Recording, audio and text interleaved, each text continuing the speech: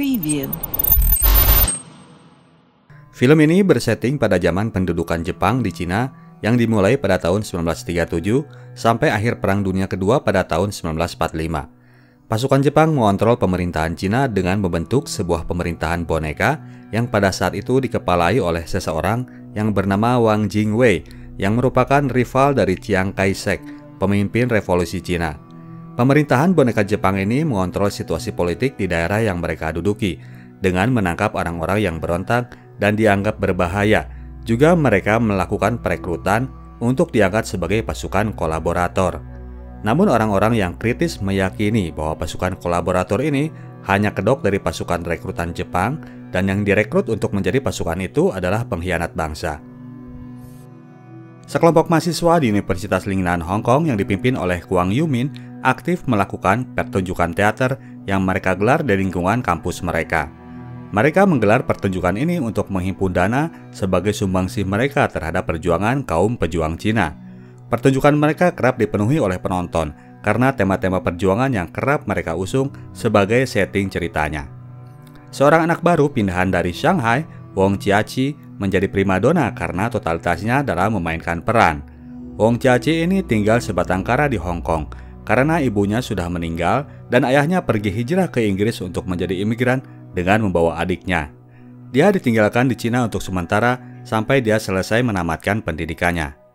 Wong Jiaqi semakin lama semakin dekat dan loyal terhadap kelompok teaternya karena di sana dia menemukan teman dan menemukan wahana untuk mengekspresikan kegelisahannya akibat rasa sepi dan hidup dalam keterkungkungan akibat penjajahan.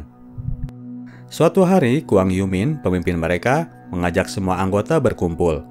Dia menuturkan sebuah kesempatan emas yang bisa mereka pergunakan untuk turut serta berkontribusi dalam perjuangan rakyatnya.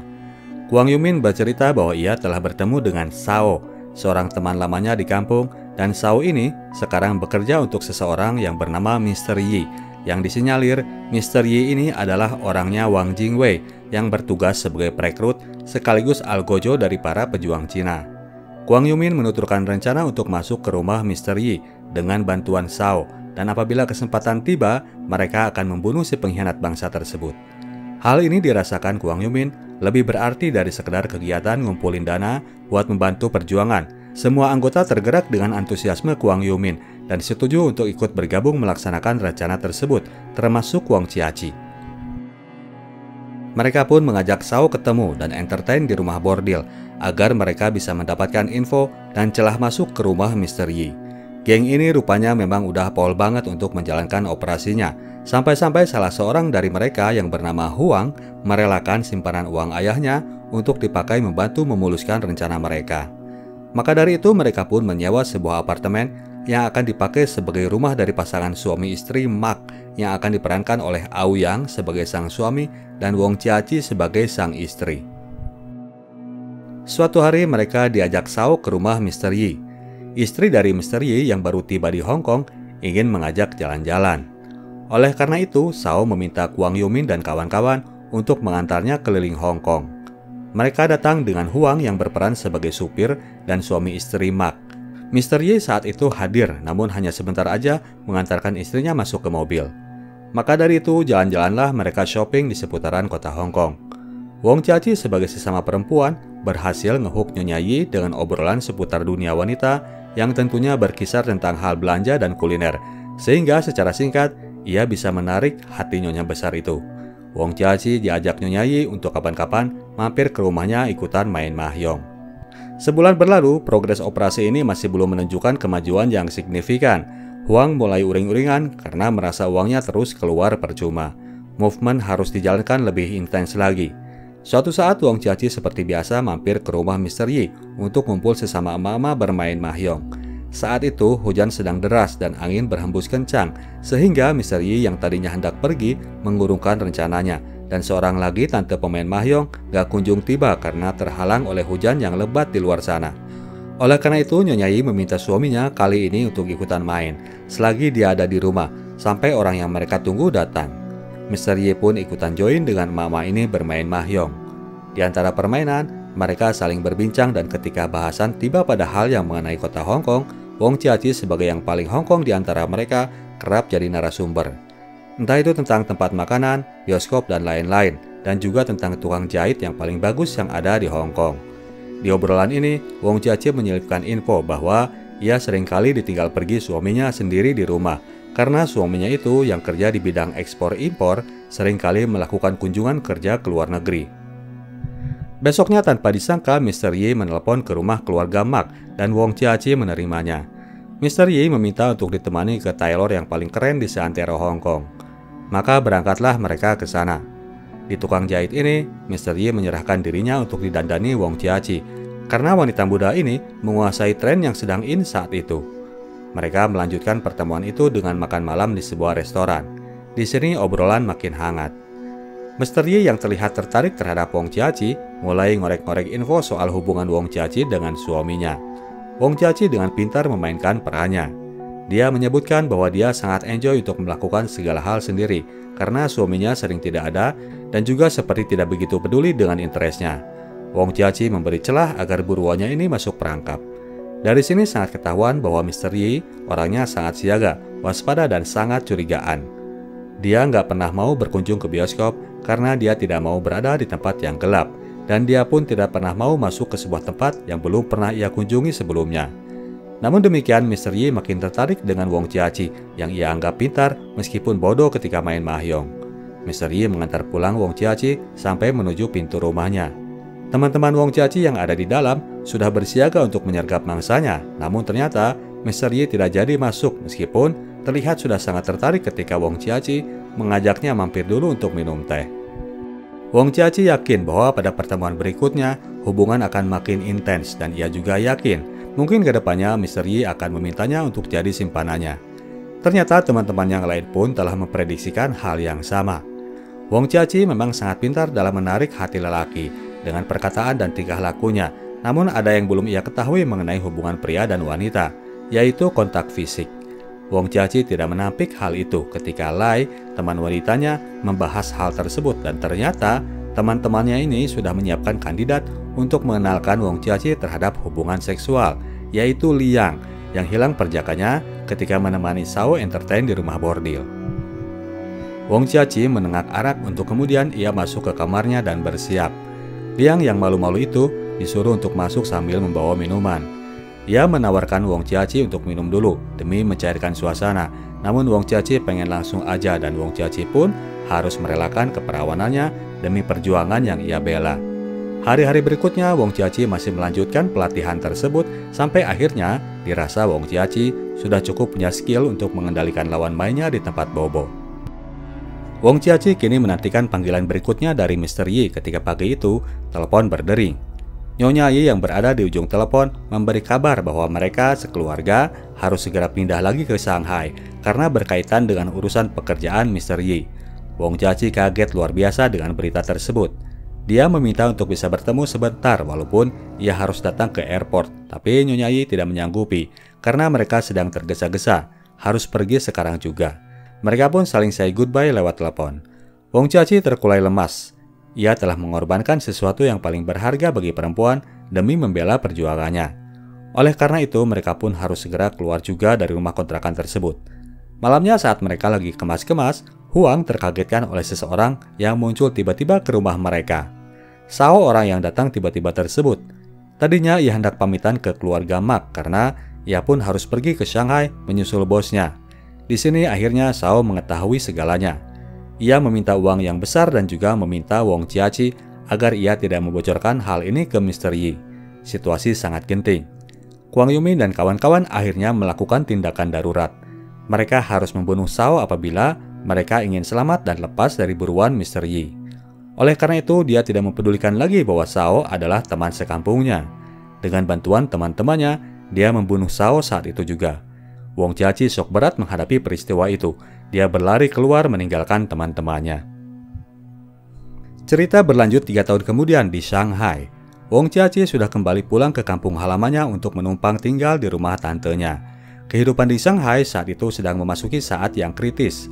Pemerintahan boneka Jepang yang dijalankan oleh Wong Jingwei bertindak represif terhadap semua orang Cina yang dianggap berpotensi berbahaya.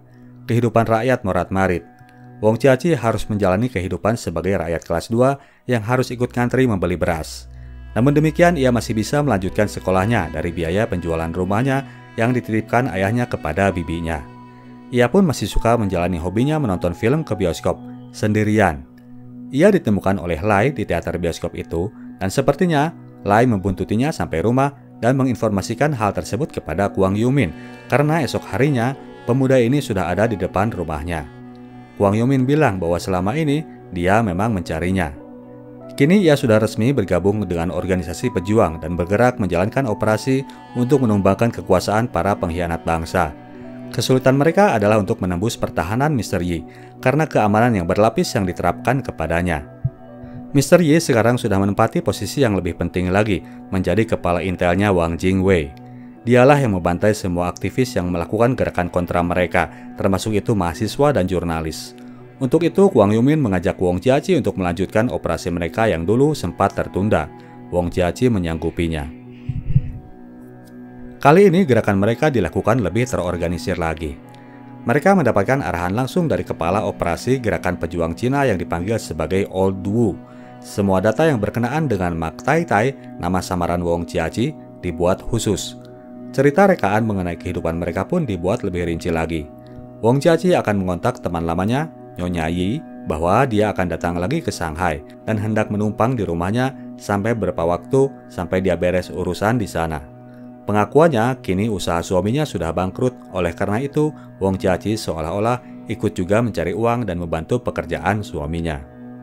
Tibalah Wong Jiaqi di rumah itu dan seperti biasa langsung ngumpul di meja Mahyong. Mr. Yi melihat kehadirannya dan menyambut kedatangan wanita yang mana telah lama ia menyimpan hasrat. Waktu luang untuk keluar rumah yang ia alibikan untuk bekerja, ia pakai untuk melaporkan progresnya selama di rumah Mr. Yi. Wong Jiaqi melaporkan semua keadaan di rumah itu, di wilayah mana aja yang ada penjaganya, berapa orang jumlah penjaga, dan sebagainya. Hari itu Wong Jiaqi pamit hendak pergi menonton bioskop di kota. Sebuah mobil tiba-tiba mencegatnya ketika ia baru keluar rumah. Mobil tersebut ditugaskan Mr. Yi untuk mengantar Wong Jiaqi jalan, karena saat itu memang sedang hujan. Wong Jiaqi ternyata tidak diantar ke bioskop, tapi ke sebuah rumah kosong. Sopir tersebut memberikan amplop yang berisi kunci dari kamar rumah itu dan Wong Jiaqi pun masuk ke dalamnya. Dia masuk ke kamar 2B seperti yang ditunjukkan pada amplop, dan Mr. Yi ternyata sudah berada di sana. Wong Jiaqi sudah mengerti apa yang akan terjadi, maka dari itu, meskipun saat itu ia harus melayani si tuan besar, dia berusaha mengontrolnya agar ia bisa mengendalikan suasana. Namun sang kepala intel ini ternyata memang orang yang menolak untuk dikontrol. Wong Jiaqi berada dalam kendalinya. Dia melampiaskan hasratnya dengan tindakan layaknya seorang algojo, membanting, merobek, dan mendorong wanita muda ini ke ranjang, untuk itu menikmatinya dengan kadar hasrat yang ia kendalikan. Wong Jiaqi tidak mempunyai pilihan lain selain mengikuti dan menikmati alur situasi yang ada, dan Mr. Yi pun dengan dingin meninggalkannya di saat ia telah merasa puas melampiaskan hasratnya. Beberapa hari kemudian, mereka kembali melakukannya. Kali ini di rumah Mr. Yi. Nyonya Yi sedang keluar rumah hendak menengok Nyonya Liang yang lagi sakit. Saat itulah Mr. Yi masuk ke kamar Wong Jiaqi dan menggaulinya. Kali ini keduanya sudah terlihat ada main hati. Perasaan benci tapi kangen kini sudah menjadi bumbu penyedap hubungan mereka.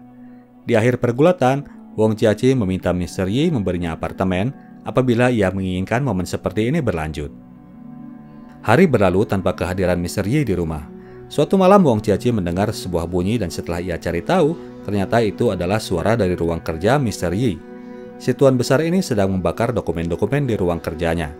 Wong Jiaqi menyatakan kegelisahannya karena selama ini ia selalu harus menunggu kapan Mr. Yi akan menemuinya lagi.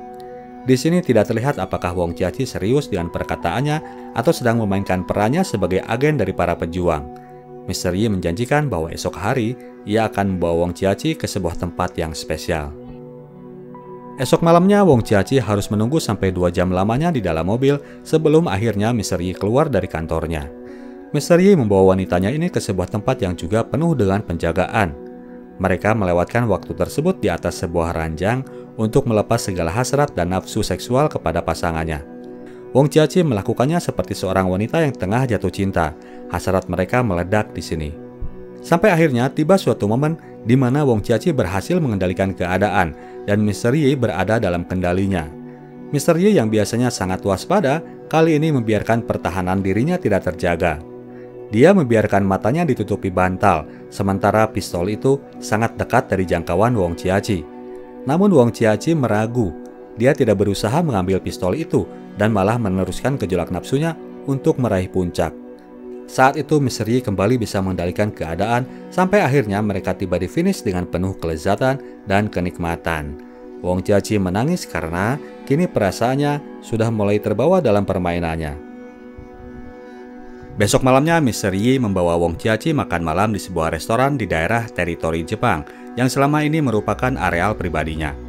Seiring dengan makin intimnya hubungan mereka, sepertinya kepercayaan Yi kepada wanita mudanya semakin hari semakin tumbuh. Dia tidak lagi menyimpan hal yang sifatnya pribadi kepada Wong Jiaqi, malah mengajaknya untuk masuk ke area pribadinya. Semakin terlihat bahwa pasangan ini sudah semakin main hati. Pulangnya, Mr. Yi meminta Wong Jiaqi untuk memberikan sebuah amplop kepada seseorang yang bernama Said Khalidudin di sebuah toko berlian di kota.